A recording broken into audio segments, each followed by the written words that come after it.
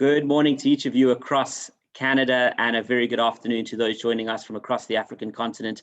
I'm Gareth Bloor, President of the Canada-Africa Chamber of Business, and it is my great pleasure to welcome you to this webinar today as we assess the prospects for post-COVID recovery across Southern Africa, drawing on South Africa in particular as a case in point as we then lead off into the discussions for 30 minutes.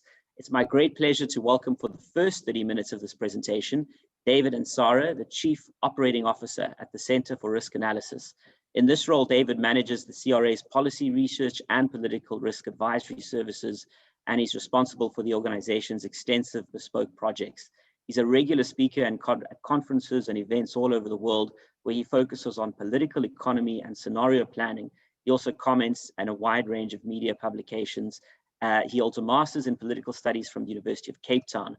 Joining David today is Nicholas Babaya. He is also an analyst at the Center for Risk Analysis, and he's involved in writing chapters for the Socio-Economic Survey of South Africa, which is a reference guide to major trends and various economic issues. He also contributes to the Strategic Intelligence Report and is focused on the collection of data and other forms of analysis on trends at the center. He holds an honors in Chinese studies from Rhodes University, and he will be joining us during part of the Q&A. I'm also very pleased to welcome the ambassadors and members of parliament who've joined us today. Thank you very much for taking the time, as well as business leaders and sponsors of the Canada-Africa Chamber of Business. And I'm also pleased to recognize the Center for Risk Analysis as one of our sponsors here at the Canada-Africa Chamber of Business. So thank you for your support and your leadership out of Johannesburg, from which David is joining us, and Nicholas is over in the Eastern Cape province. Without further ado, to kick off the program and to begin our keynote presentation, David Ansara of the Center for Risk Analysis.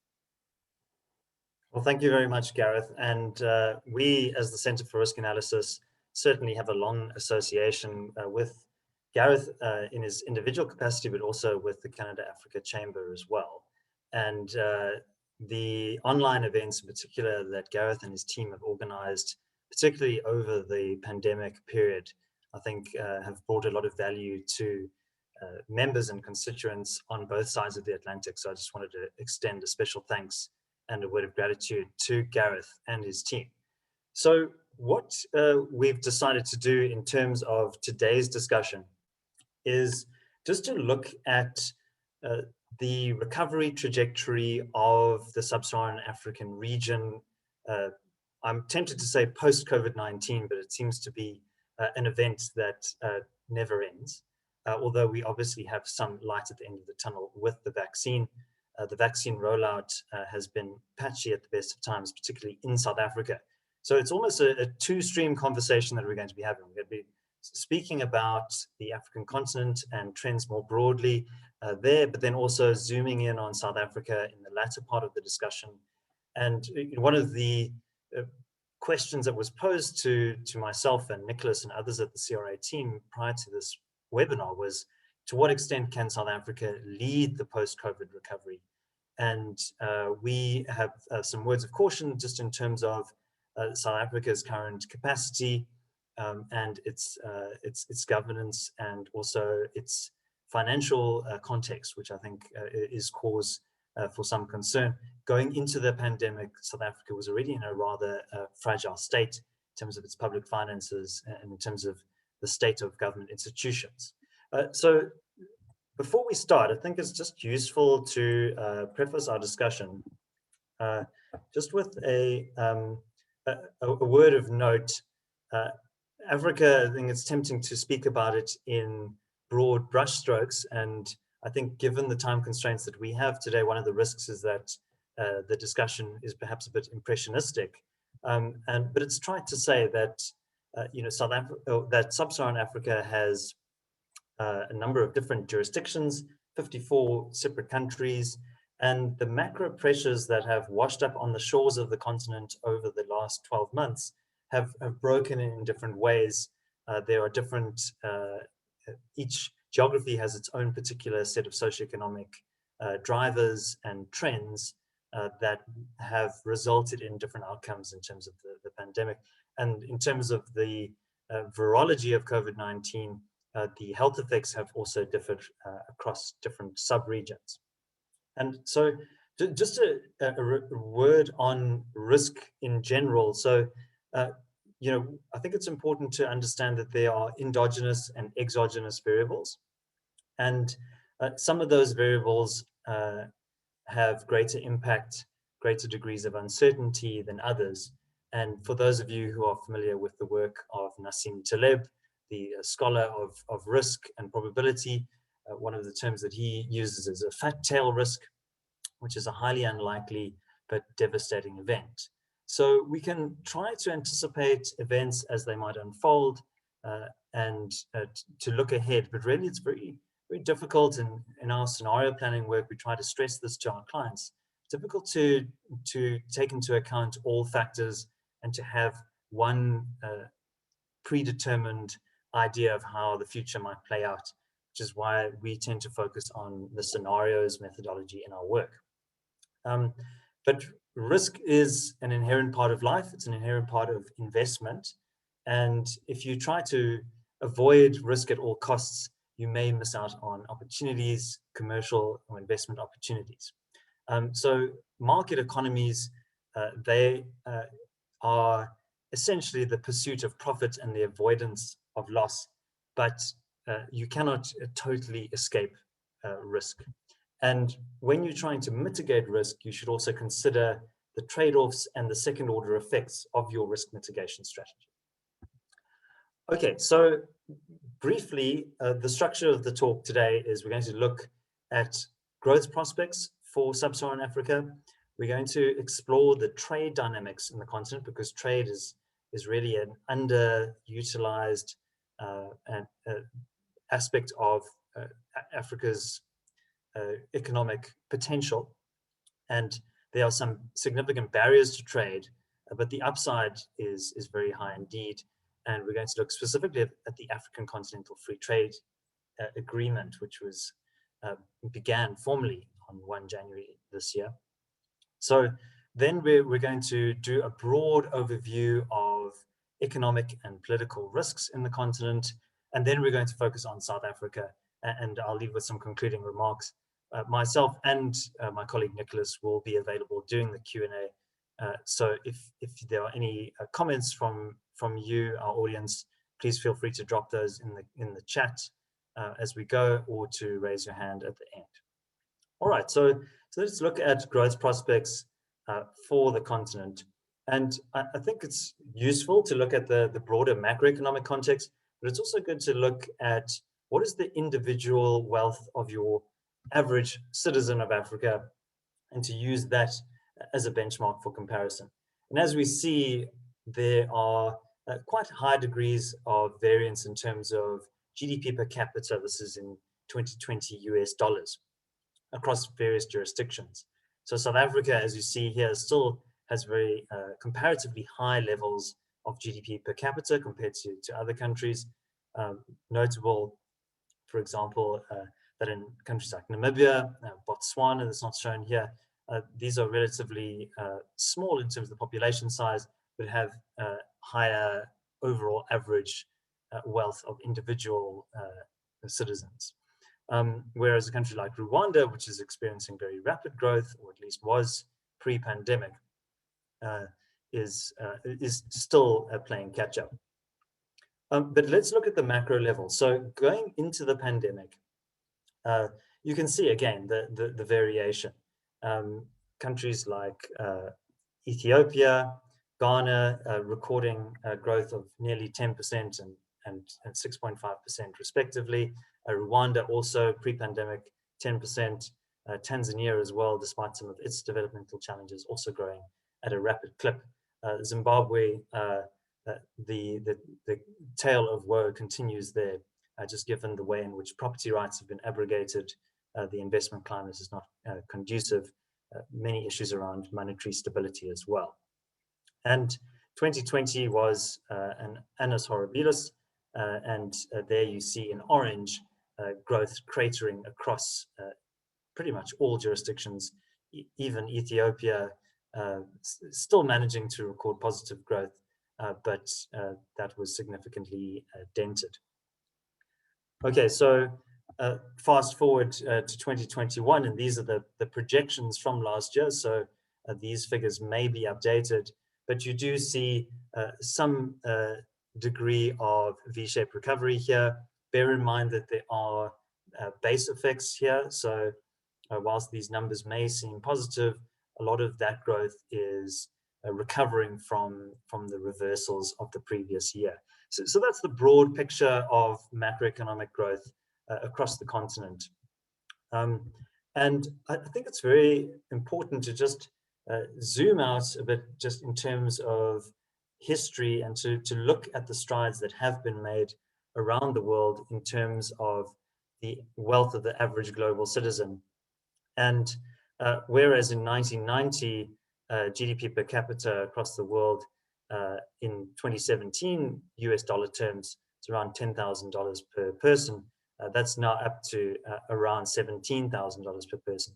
And a lot of that growth was essentially driven by fundamental reforms in jurisdictions like People's Republic of China and India in particular.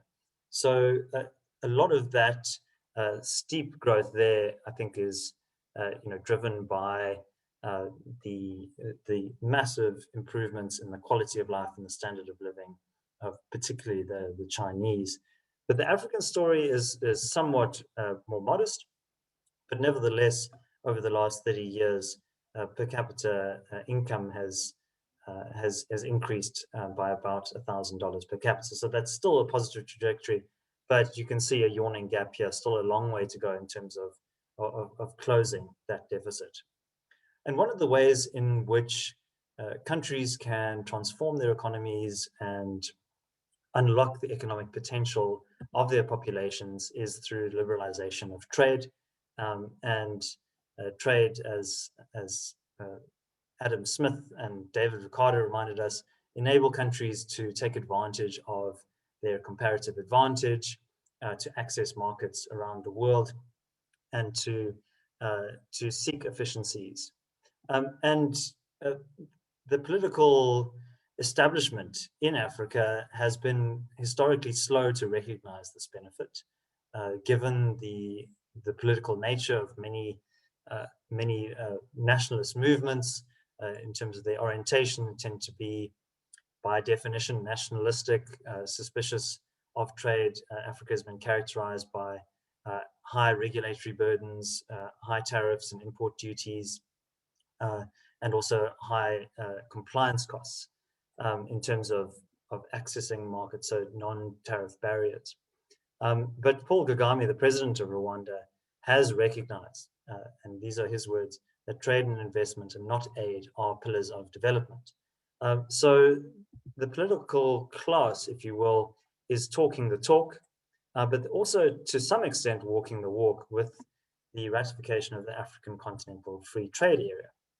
And now one of the challenges with Africa is the level of intra-African trade, so trade between African countries, is very low. Only about 18% of African exports are traded within the continent.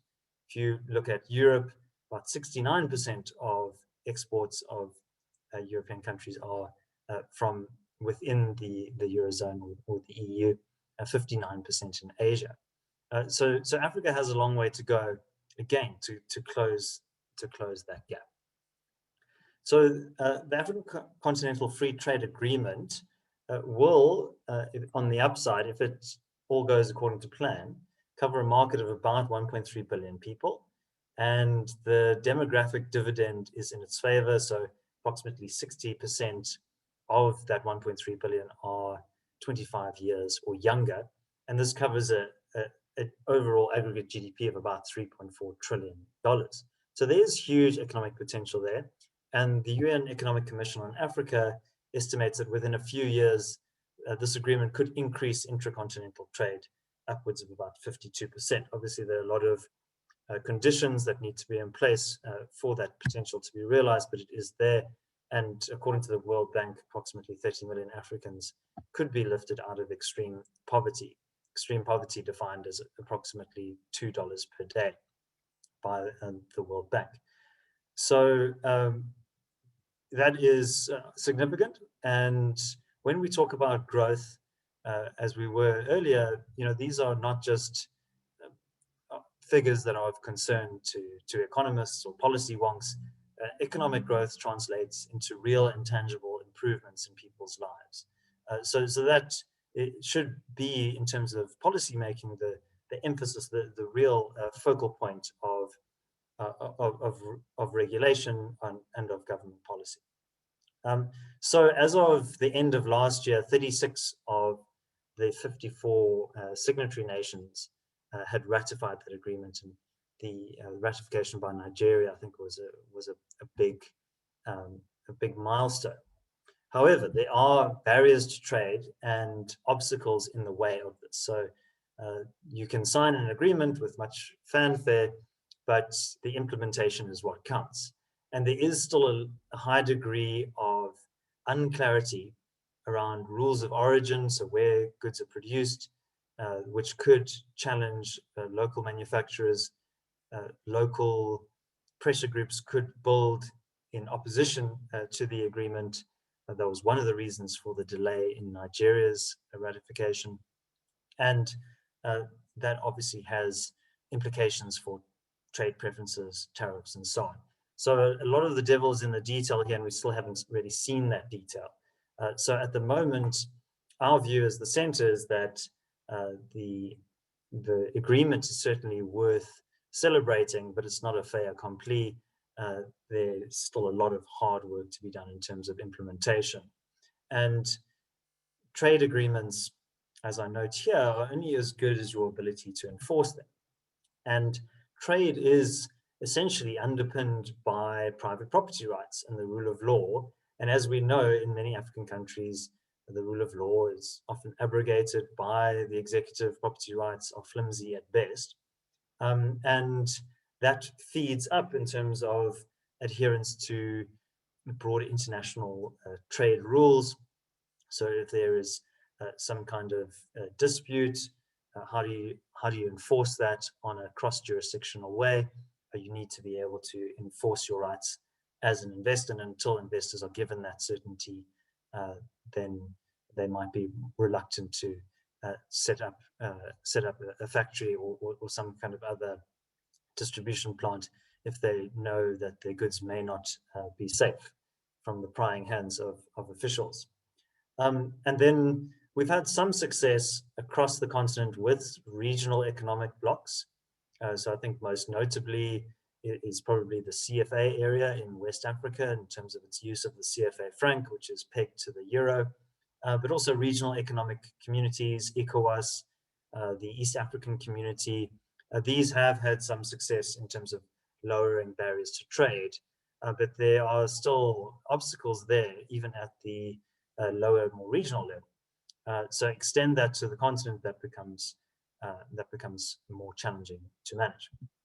Okay, so another point is trade is not just the free movements of goods or free access to services, it's also the movement of people.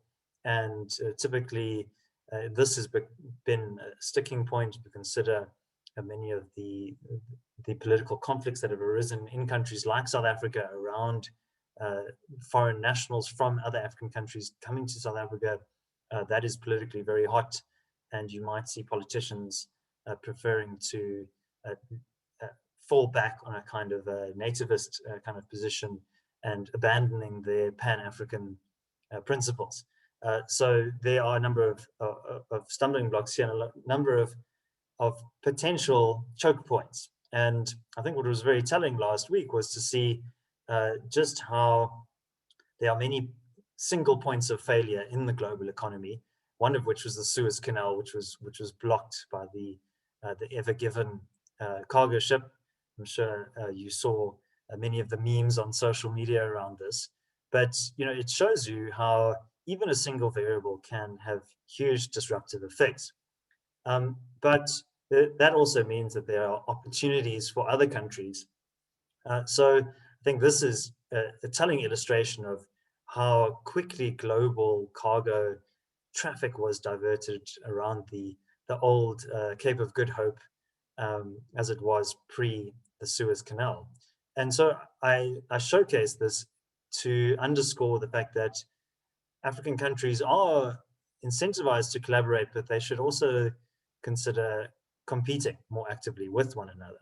And competition, I think, will bring out the best in many African countries. That doesn't always mean that their interests are aligned. And I think it's very important to think of what is each country's national interest and how do they exert that national interest in these regional forums. Okay, so there are a number of economic and political risks that may face the continent, and I'm going to jump through a few of those without going into too much depth. But I think it's really helpful just to get a bird's eye view of some of these issues. Okay, so I think the first one is to note that COVID-19 wasn't just a health crisis, it was also an economic crisis.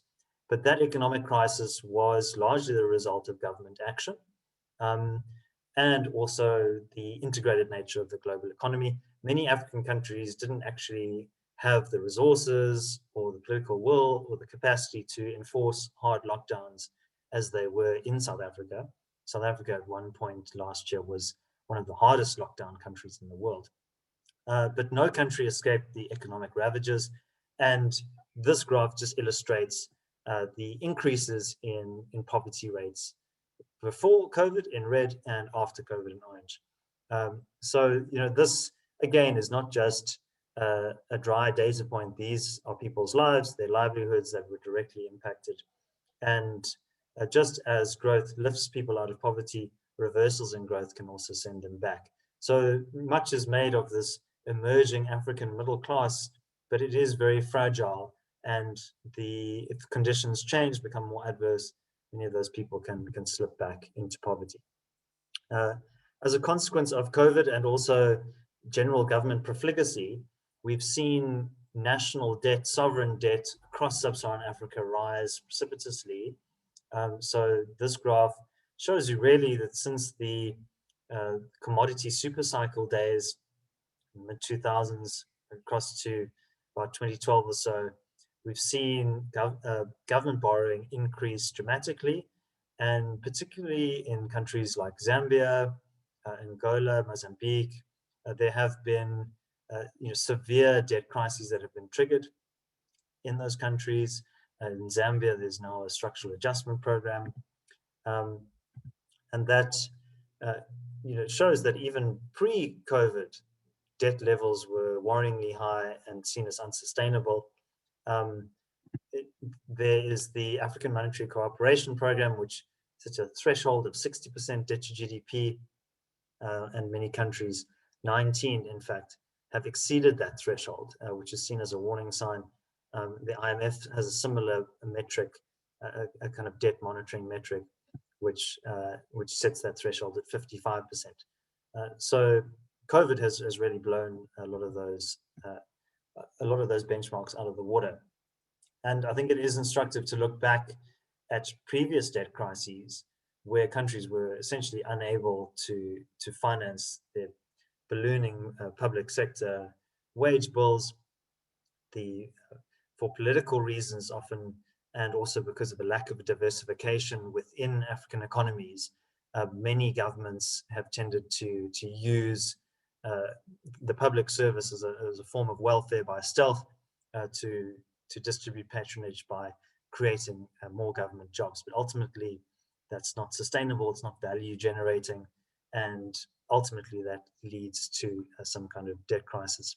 Also, many countries, and again, Zambia comes to mind here, are heavily exposed to foreign denominated debt. So when there is a rapid depreciation in their currency, then debt servicing becomes almost impossible, and that triggers a kind of a potential default scenario. Okay, so infrastructure remains a challenge in Africa. There have been significant improvements, but from a low base. Electricity is really key, and access to electricity, according to the World Bank, has improved greatly, but still energy security remains very weak. Not to neglect South Africa as an example of that. I'm currently speaking to you from my parents' home in Fourways. I had to flee a power outage at my own house today, so I had to drive half an hour across town. in Joburg just to present this webinar. So that has a direct impact on productivity. And looking just broadly at infrastructure, the AFDB has its Infrastructure Development Index, and they also measure infrastructure according to various indices. 2003 here shown in red, 2020 in orange. Again, big improvements. A lot of that is driven by ICT infrastructure. So it's still bricks and mortar infrastructure, road and rail, ports, still a long way to go. And the human capital, the profile of the African population, I think is one of the tailwinds.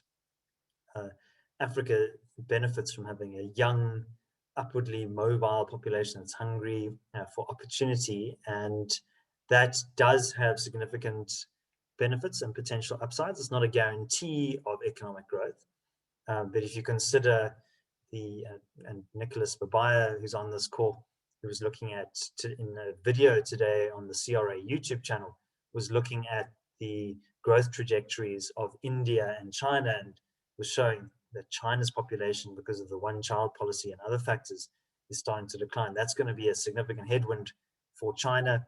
India's population will continue to take off. That means more people who are active participants, potentially in the economy, but they need skills. And in terms of the African population, access to basic literacy is still a significant problem for many African countries. South Africa, even with its challenges in the education sector, still has literacy rates of about 94%. This is according to UNESCO, but other countries in Africa do fall behind. And then you also need to be able to absorb those individuals into your labor market. And many African countries have very low rates of labor, or they have high rates of labor dependency. So South Africa, for every person who is employed, they are supporting 2.5 people, and Nigeria 2.6, similar. So the ability to absorb workers into your workforce is critical. And in terms of the South African example, we have a very rigid, inflexible labor market. The Labor Relations Act, the Basic Conditions of Employment Act, the National Minimum Wage Act, these pieces of legislation have essentially frozen out approximately 10 million people from the job market, which has significant downstream effects on society more broadly. Okay, and then, I think just as a general comment, the Heritage Foundation measures economic freedom across a variety of countries. And economic freedom, the higher you rank in terms of the freedom to trade, security of tenure of your property, the rule of law, the correlation with higher levels of prosperity is undeniable. And so South Africa has fallen down this list in recent years. Rwanda is coming up in terms of its score. These are not the rankings, by the way, these are the scores. But it's essential that for Africa to improve its economic prospects, it needs to also improve things like the rule of law, property rights, judicial effectiveness. And compared to world averages, Sub-Saharan Africa lags behind in terms of overall scoring. So it needs to meet that average and exceed it. All right, just some brief comments on South Africa. South Africa is suffering from very low levels of economic growth over the last 10 years. It's barely exceeded 2% economic growth. Bear in mind that the population replacement rates, population is growing at about 1.65%.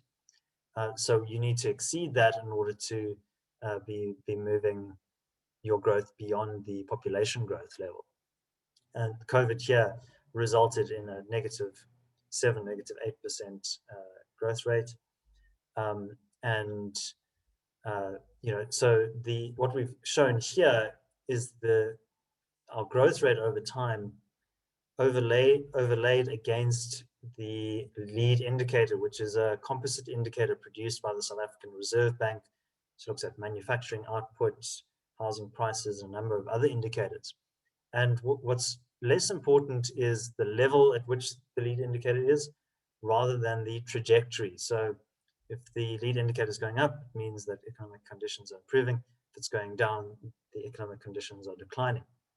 And what we see here is a very long period, approximately 10 years of stagnation or decline of that lead indicator. So that's a worrying indicator, and one that needs to be reversed.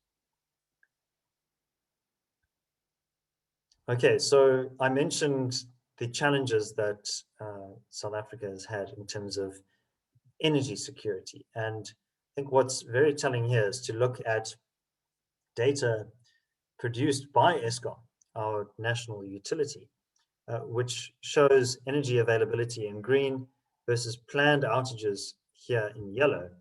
But unplanned outages have increased. So that is when maintenance, emergency repairs are basically required. And here in 2021, the projection there is that unplanned outages will account for about a quarter of general energy availability. So that means that, in our view, there's going to be a hard ceiling on South Africa's growth prospects of at least 1 or 2%. This will result in very high opportunity costs in terms of fixed capital formation. If you're sinking a mine shaft, building a factory, it's going to be of great concern to you that you do not have security of supply. And again, a lot of that is because of the governance and financial challenges and operational problems that have beset the utility. And I don't think that a vertically integrated energy utility is necessarily a bad thing, but in the South African context, it's clearly not working. And in terms of energy supply, I think there is a very strong case there for energy liberalization. The state can still take on the role of providing the distribution function, but generation capacity is a key choke point for us.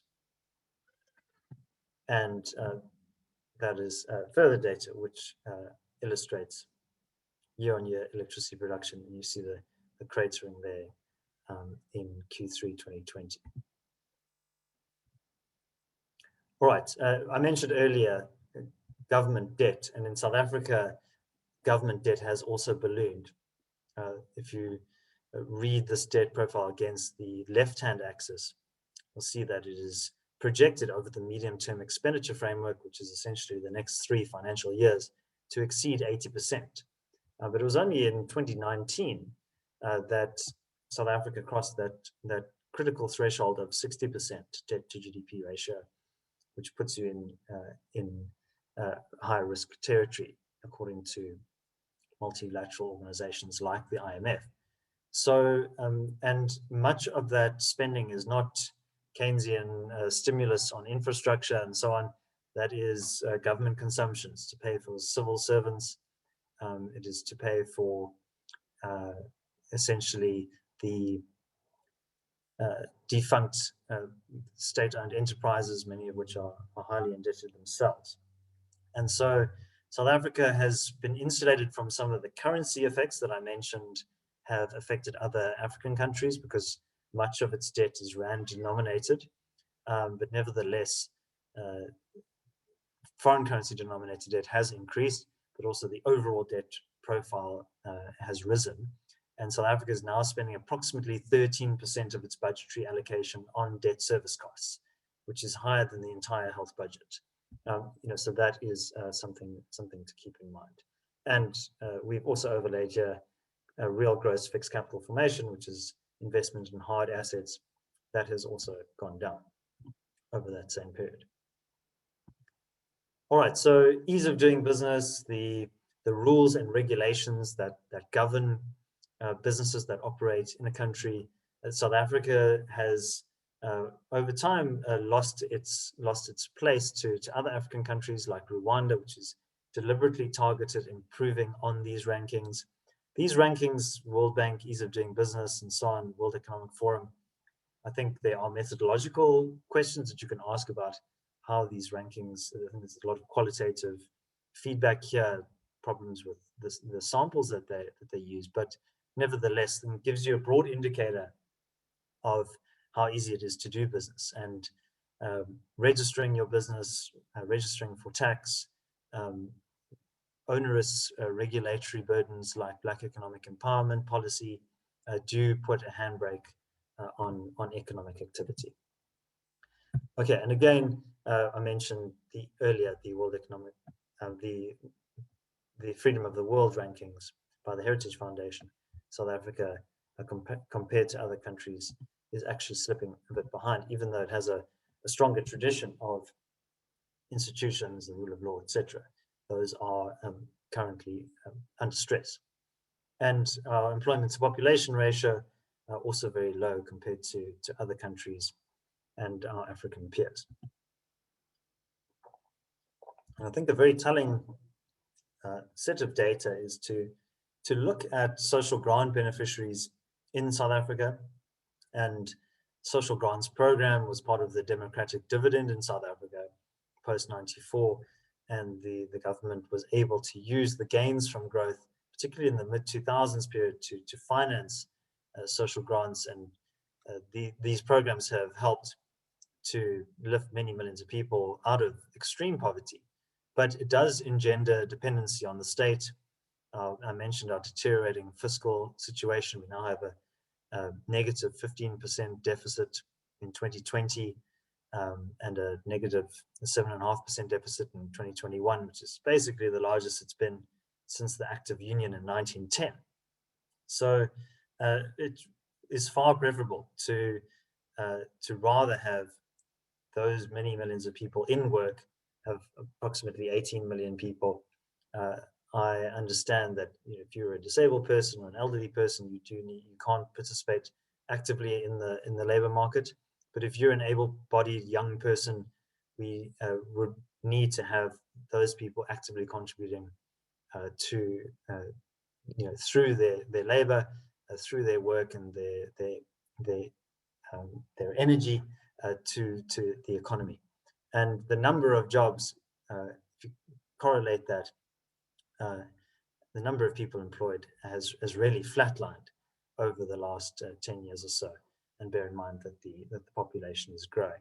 And COVID, according to the Beyond COVID survey that was released a couple of weeks ago, estimated about 1.5 million jobs that were lost through the lockdown. So South Africa has a long way to go in order to recover some of those job losses.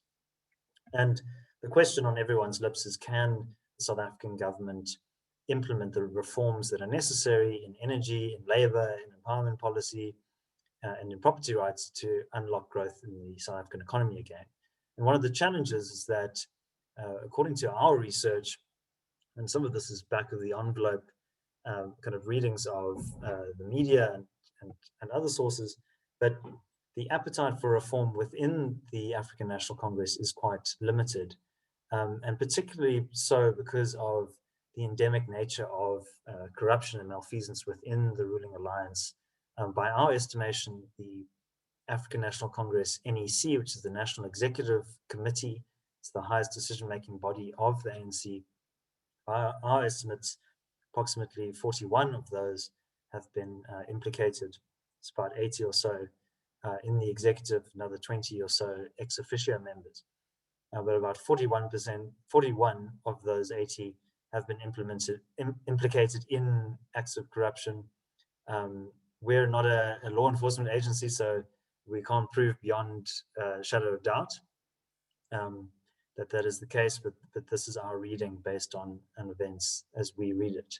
And 31 of those 80 is unknown, and 8 we do not think are implicated in acts of corruption.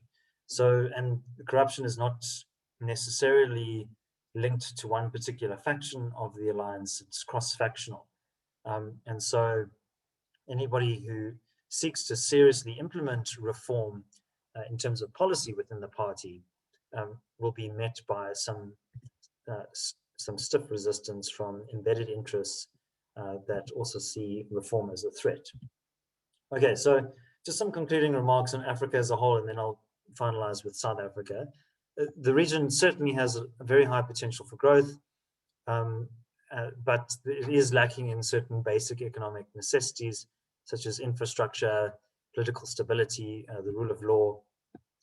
Governance is really, I think, an underrated component of economic development. It's very tempting for development practitioners in the developed world to say, well, here's your model of development. This is what we've observed in Asia or Latin America, and just implement this model and you will achieve growth.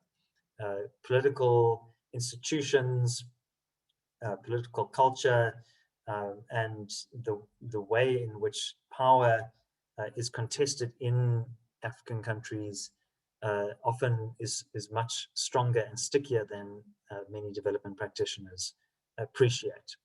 But it is essential that you still engage in the long, hard work of capacitating institutions, enforcing accountability, and also implementing the policies that will unlock growth.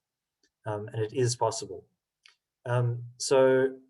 And yeah, the ingredients, the underlying fundamentals of this are quite straightforward. It's securing private property rights, it's enforcing the rule of law, and by extension, ensuring the security of tenure for investors, both domestic and international. Then some final remarks on South Africa. The country does have a high degree of influence in the region, but it is hampered by its own internal economic and political contradictions, and is guilty of some self-inflicted wounds in terms of economic policy, which has resulted in a decade of stagnation. And to improve this, the country should remove the concerns around private property rights.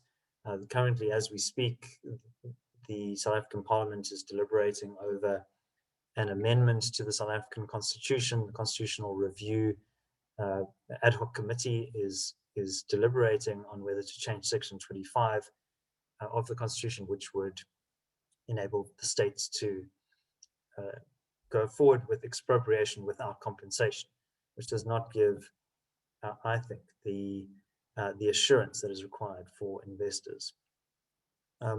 And we looked at some of the problems around South Africa's labor market, which make it very uncompetitive with the rest of the world, and also the continent. If you consider countries like Ethiopia, which does not have a hugely skilled population in comparison to South Africa, they have been able to, through low value added manufacturing, through low wage jobs, have been able to lift many millions of people out of poverty and overcome some of the development challenges that they have.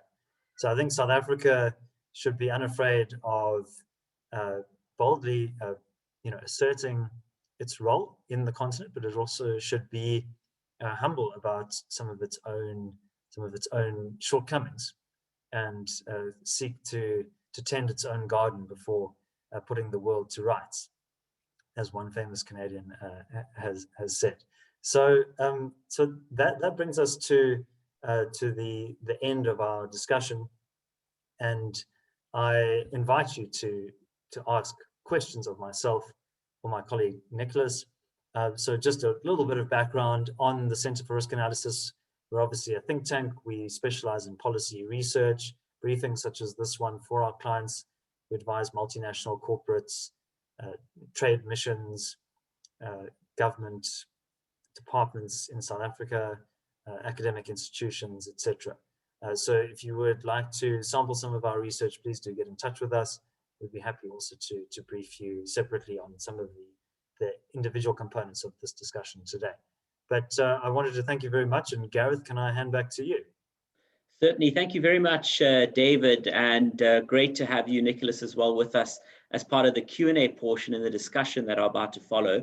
Just a quick greeting to senior members of the Government of Canada who have joined during the presentation, and also to all the ambassadors who are with us and some of the policy experts. I'm going to do a first round, if I may, of 3 questions, and then go into the next round of questions. Just a reminder, Those who have questions, feel free to use the Q&A chat. Alternatively, to email me, as many of you have, particularly if the questions are a bit detailed. The first question for Ambassador Tariq Abu Salih of Sudan.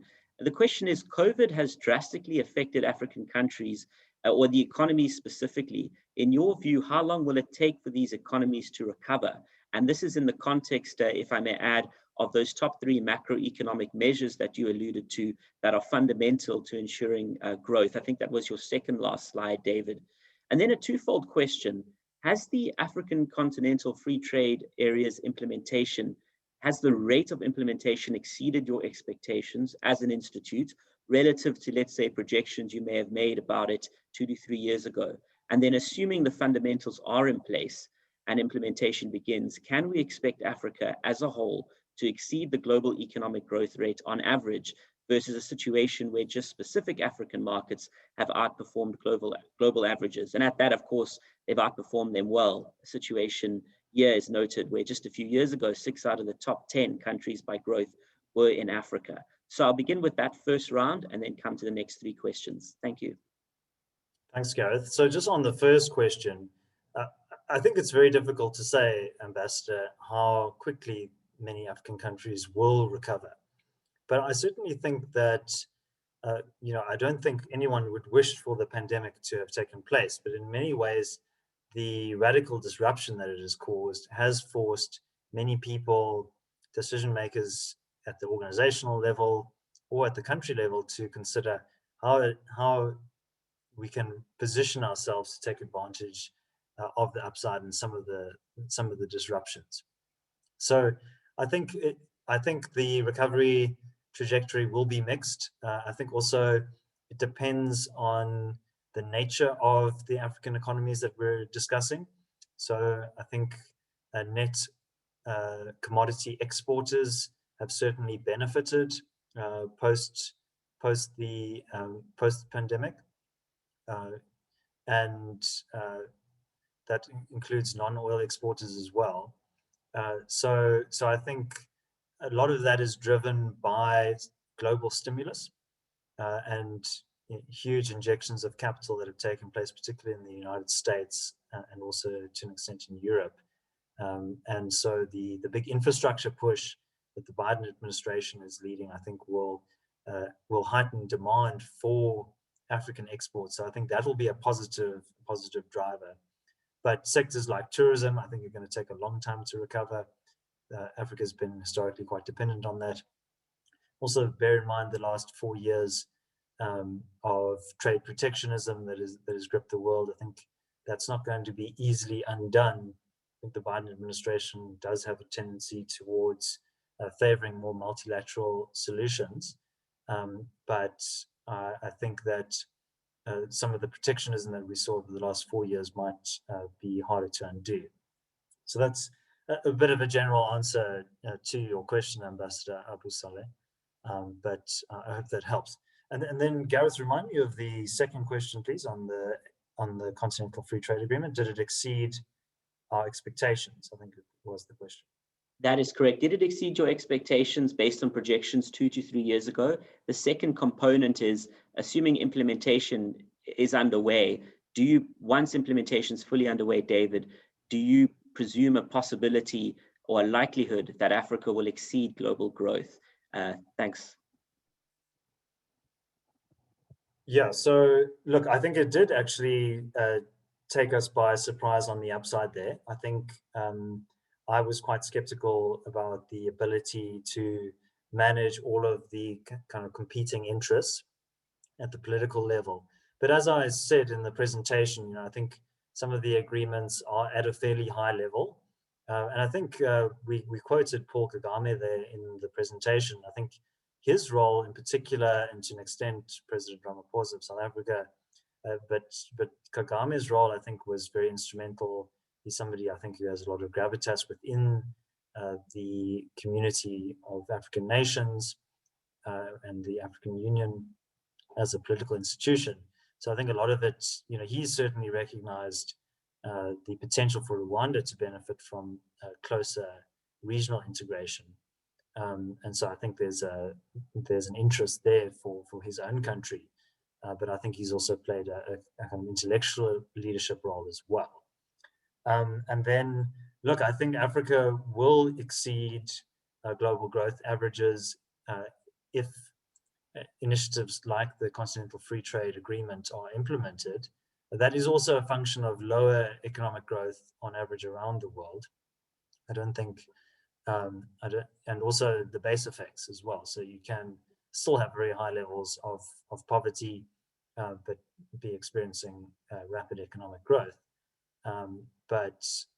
Yeah, so I think obviously, as I suggested, economic growth is absolutely critical for ameliorating poverty, but there's also a catch-up factor that many African countries will be experiencing. And yeah, I think the big challenge for African growth is that of industrialization.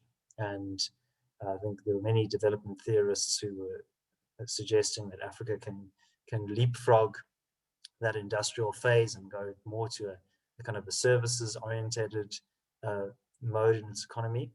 But currently, it's still very much, again, speaking in very general terms, still very much stuck in the commodities kind of mode. And you really, if you want proper diversification, you want to build sustainable middle classes, you do need to incentivize manufacturing production. And that is then linked up to infrastructure and the availability of skills as well. But I think a general principle, which we often advise, is to focus on policies for the economy that you have rather than the economy that you wish you had. And that helps you to start to remove those impediments and to climb the ladder. I hope that answers your question. I forget who asked it, Gareth, but I hope that shines some light. Perfect. Thank you very much, David. I've got a thumbs up there. So many questions. I just want to make a quick comment, if I may, which has been pointed out before by those on the continent involved with the African Continental Free Trade Agreement. Canada played a key role in some of that progress, much of it, I would say, with regard to supporting the creation and the drafting of that agreement. So as a trusted third party, there was support from the government of Canada, which when I was at the African Union was enormously celebrated and appreciated. And so I think that's always an important point worth making. I also would like to give the next question, I think only appropriately, to the ambassador or the High Commissioner of Rwanda to Canada, given some of the great comments on Rwanda. His Excellency Prosper Higiro asked the question, David, to share some thoughts on those economic areas that are tied to global recovery. For example, in tourism, so long as COVID is a global issue, it's tough to recover. How would you approach handling those specific sectors where there is a strong correlation with global recovery and domestic recovery? And then if I may go back to South Africa, just a comment, your CEO, Dr. Frans Cronje, has a long-term positive outlook for South Africa, certainly one of the scenarios that he's presented leading up to 2030. In light of that, this doesn't take away from some of the more immediate issues. And so Professor Tag El-Khazin in the nation's capital, Ottawa, has said that the issue of corruption is troubling. 41% is very high. Do you, David, have any idea, even descriptive, of the impact that has had on trade and investment and the credit rating for South Africa? And then tagging on a third question, a bit of a devil's advocate question from one of our attendees. How much is corruption really an issue? Asian economies have been growing astronomically, it's asserted here, despite well-known significant corruption. That's a direct quote. I'll hand that over to the two of you, and then we'll come back to questions I see from Kenya, also questions on trade methodology and on China, all of that coming up. David. Okay, Gareth, thank you very much. That's quite a lot to cover. So please remind me if I miss anything. But just in terms of Ambassador Higiro's comments, look, I think the vaccine rollout in terms of ameliorating COVID is going to be absolutely critical. And unfortunately, South Africa has lagged behind in this regard. I think the COVAX facility, which the AU has access to, is going some way towards providing access to vaccines, but it's not nearly enough. I think the private sector could play a significant role here in terms of in terms of providing that. In terms of specific sectors, I think the faster African countries can provide assurance that they are initiating their vaccine campaigns, the quicker their tourism sectors will come on stream. I think that in many ways the commodity dependent nature of many African economies, I think, will be a benefit as the global recovery plays itself out. But look, I think also bear in mind that, as I mentioned, a lot of this recovery is stimulus fueled. So, we're not necessarily, this is historically very low interest rates in the developed world. Many investors are searching for yield in developing markets. It's one of the reasons why South Africa's government bonds have been bought up so readily, despite some of the kind of macro fundamentals not being very sound. So I think there's a lot of capital that is floating around the global system that's looking for yield. So investor appetite might be higher for higher risk investments. But that's not guaranteed to continue, and that might be very fragile. So unfortunately, Africa is intricately linked to the vicissitudes and the fluctuations of the global market. So the best you can do is make sure you're removing as many obstacles to trade and investment as possible within your home country, and being fiscally prudent so that when the shocks do inevitably impact you, you're able to absorb those shocks. And then, Gareth, there was a question specifically around South Africa and corruption. Yes, thanks, David. The question is the impact on the credit rating. Do you have any idea, even if descriptive, on that impact? And then the other question, which I suppose you'll answer inherently, is how much is corruption really an issue, specifically when there are growth-enhancing policies in place? And that was from a attendee who made reference to the Asian economies. And then finally, just on South Africa as a whole, if you want to comment on the long-term outlook, which was very positive in one scenario from your CEO, Dr. Frans Cronje, in a recent book, South Africa 2030. Thanks a lot. Okay, so look, I don't think that the credit ratings agencies will necessarily be, having corruption as a line item, but governance certainly plays a role in the capacity and the perceived ability of the government to run its affairs. And like it or not, these ratings are important for investor sentiment. And look, I think if you consider the problems that we showcased at Eskom, a lot of that is lack of routine maintenance, decisions to reallocate capital away from critical infrastructure. But some of that, as the Zondo Commission of Inquiry has revealed, also involved large-scale looting. So, I think corruption plays out in different countries in different ways, and I don't think there's anything as a corruption-free society. The question is, when you look at, for example, the work of Asamoah and Robinson, Why Nations Fail, do countries have inclusive institutions or extractive institutions? So inclusive being, are elites in the society treated in the same way as other individuals? Is your right to commerce, to free trade, is that unimpeded? Or in an extractive model, is your position in the state used as a way to extract rents and distribute patronage to your in-group? And I think certainly the latter does have hugely deleterious consequences, particularly for countries with fragile institutions. So I'm not sure that answers your question, but my colleague Nicholas is on the call. He might be able to shed some insight into the anti-corruption drives that were made in China specifically, and the effects that had as well. So really it's a question of accountability. I think if accountability is there in a broad sense, then the system can absorb some level of corruption. But I think where there's lack of accountability, there's usually very high levels of corruption.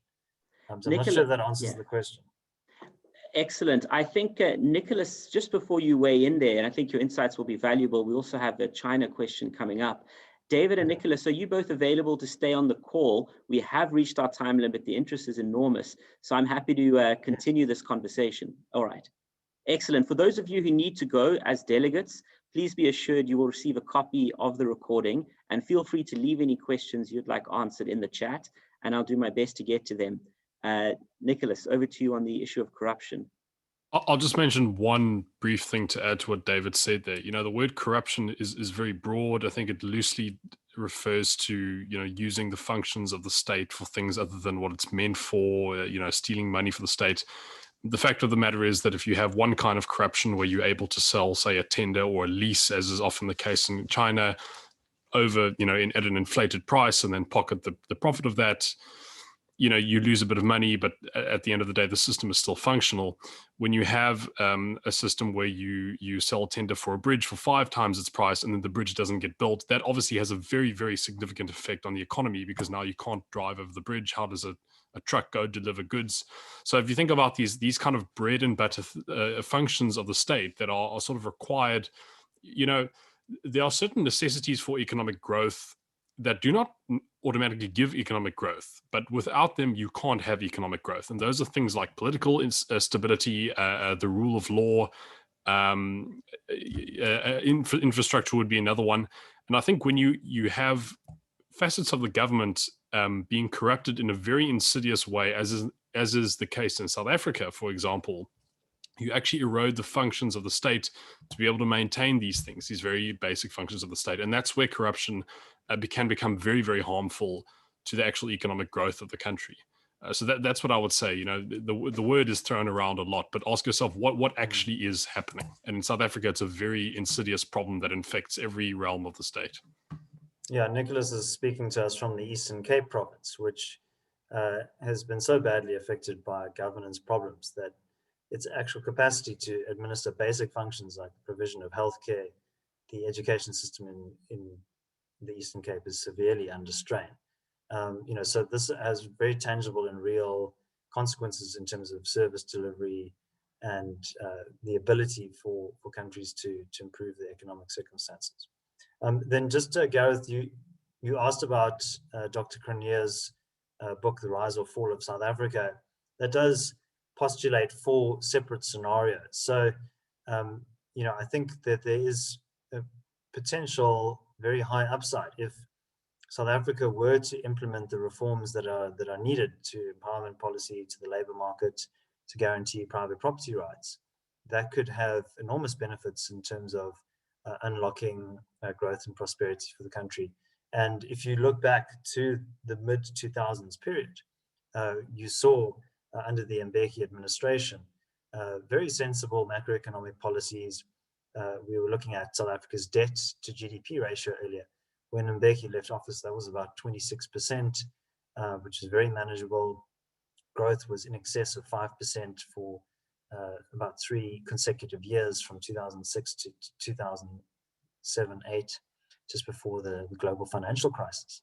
And that translated into huge dividends in terms of welfare programs, the overall standard of living for South Africans, access to sanitation, electricity, and so on. So that's, that we can still recover some of the losses from that decade of stagnation, but it does require difficult trade-offs and policy decisions that do impact on embedded interests. And so, that is the key political challenge of our time, is to push back against those political interests. All right. So, was there anything that I missed there, Gareth, in terms of the questions that you originally posed to us? You've covered all of it. Thanks very much. And in fact, what I'll do is just do questions in rounds of 2, because I do appreciate that these are very detailed. And thank you to everyone sending them through. I'm going to do a question on trade, and then a question on China. And then I see many of the policy policy wonks, as you're sometimes described, and the academics still on the call. So we'll come to methodology in the next round of questions.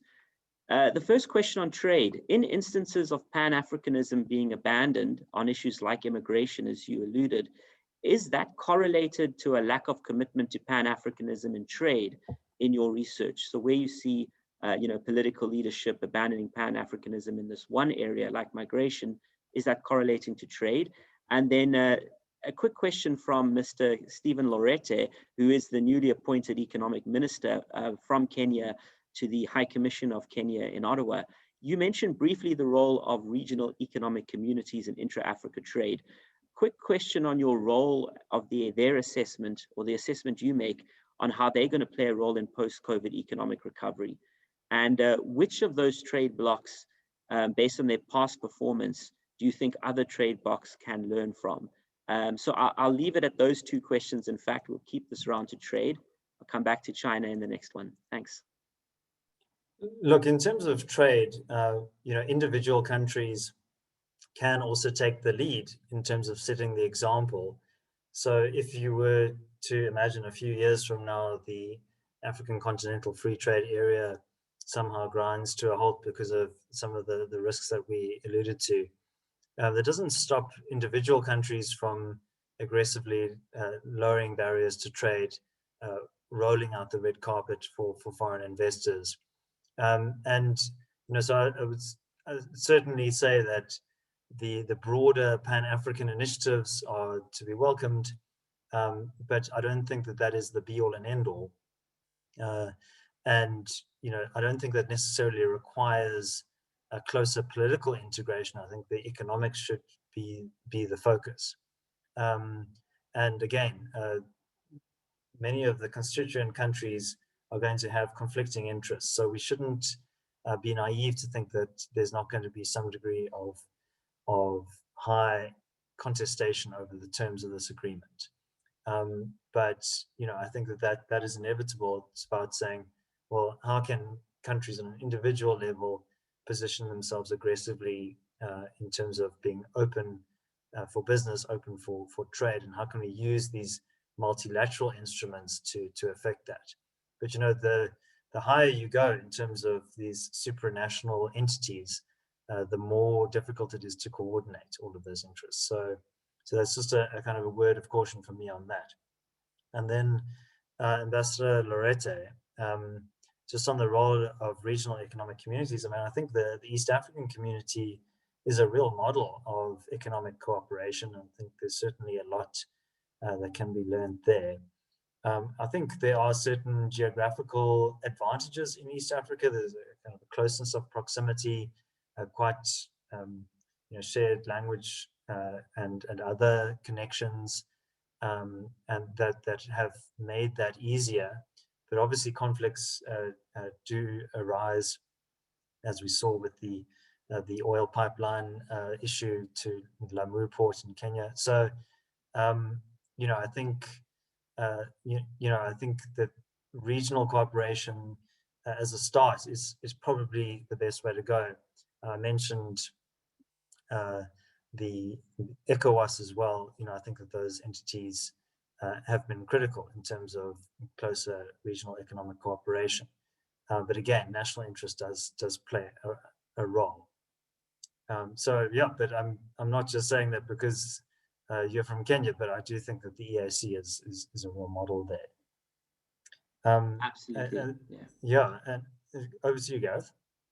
Yeah, no, just to second that, I've been fortunate to spend a lot of time in Kenya, and I think that's well recognized. Thank you so much for those questions. Nicholas, the next two questions are directed to you, given your background on China.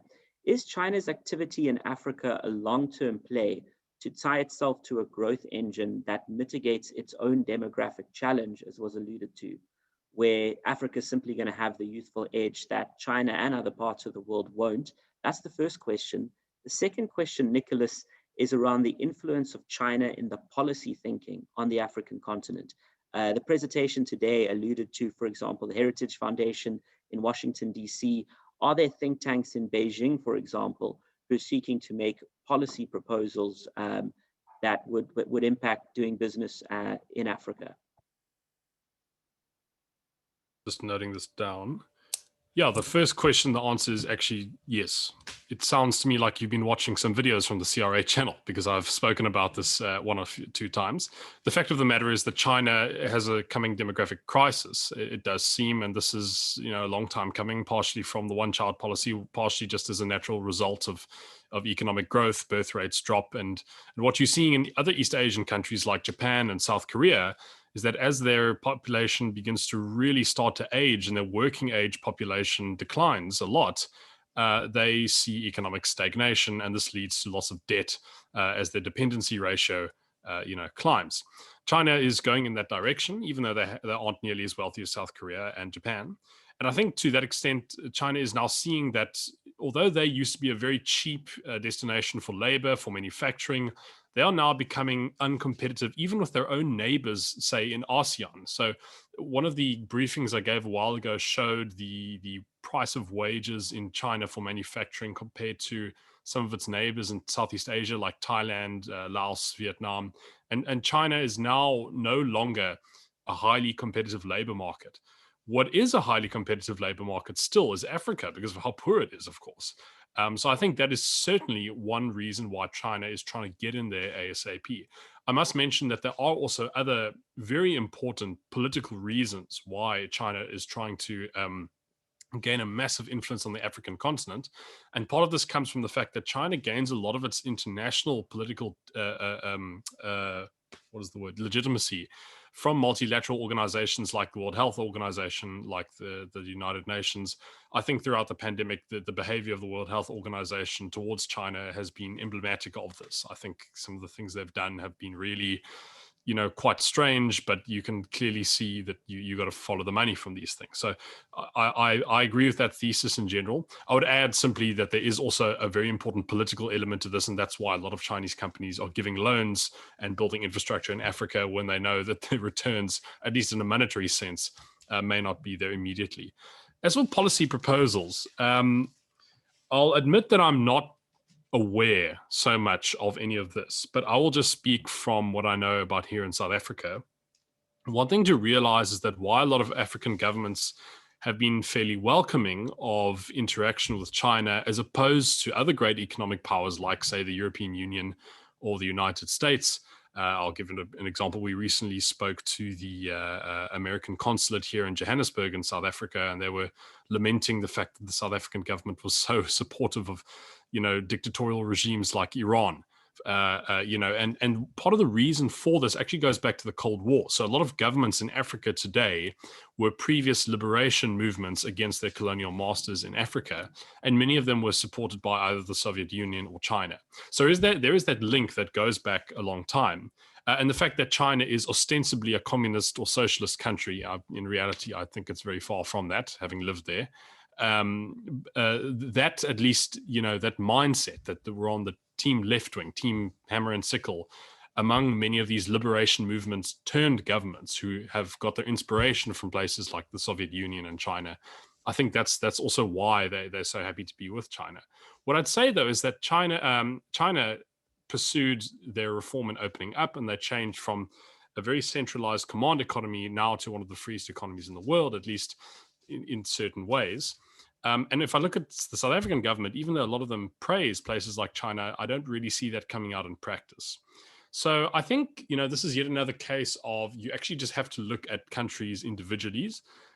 We do make this point a lot that Africa is not a country. Africa has got many countries within it, and there's vast differences. You take South Africa and you compare it with Botswana, for example, and it's like chalk and cheese the way the government views, economic and political ideology. So I think you have to look at it on a case-by-case basis.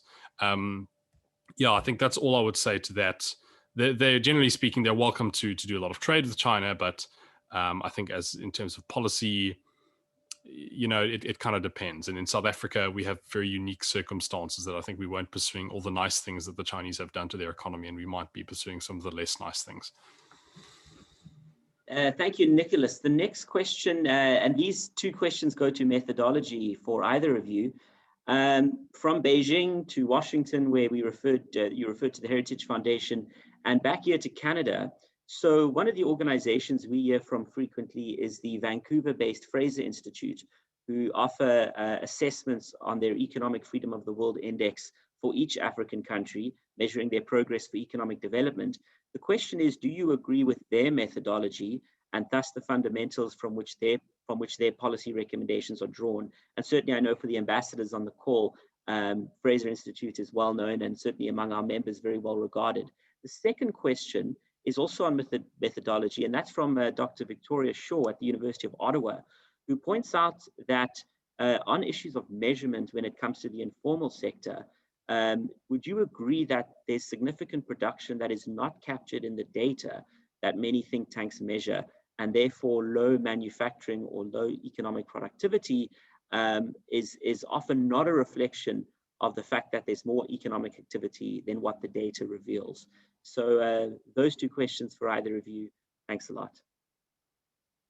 Yeah, we're certainly follow the work of the Fraser Institute quite closely. I don't have the exact methodological breakdown of their ranking in front of me, but I certainly think that the points of emphasis around democratic participation, the independence of the courts, the ability for individuals or businesses to enforce property rights, I think their methodology is quite similar to that of the Heritage Foundation, which I visited in Washington in 2019.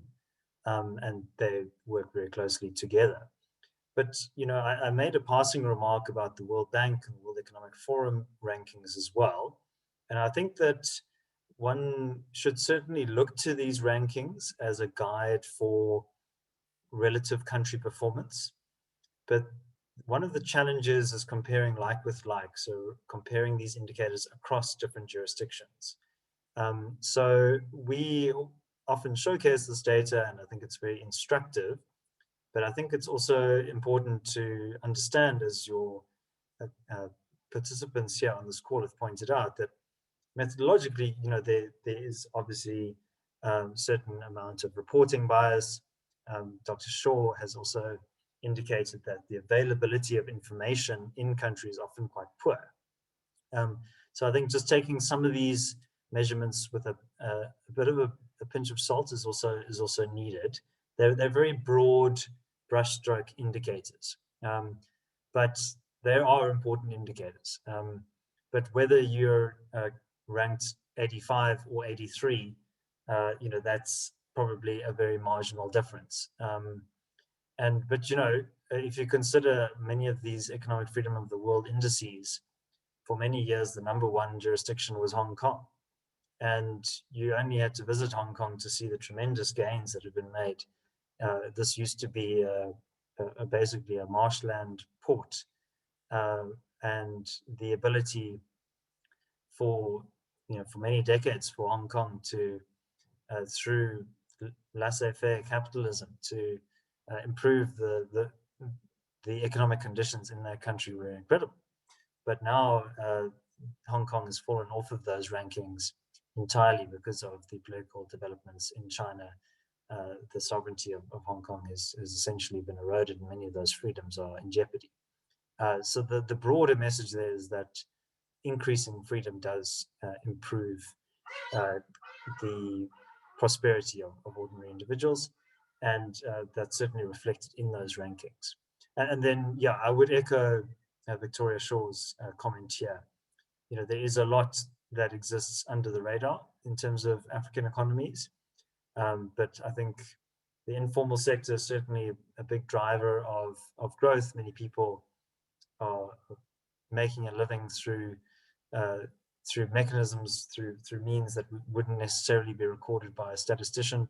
The statistics departments of many African countries have limited data gathering capabilities, so a lot flies under the radar.